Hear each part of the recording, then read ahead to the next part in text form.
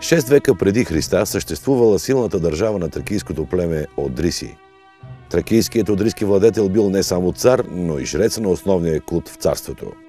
И като такъв правил възлияние на великата богиня майка със свещената напитка на траките – виното.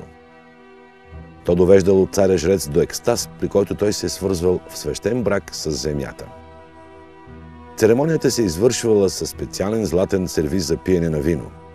Той е достигнал до нас и ние го познаваме под наименованието Панагюрско златно съкровище. Още Омир споменава за кораби с тракийско вино, които спирали при гръцкия лагер пред Троя.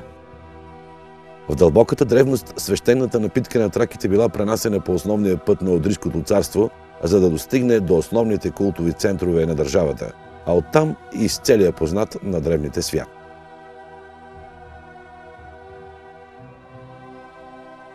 25 века по-късно ние продължаваме да ползваме този път – античния път на тракийското вино.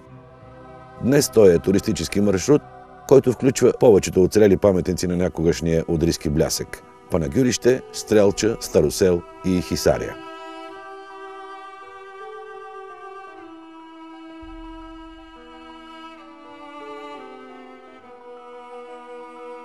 Някъде в началото на този път е град Панагюрище.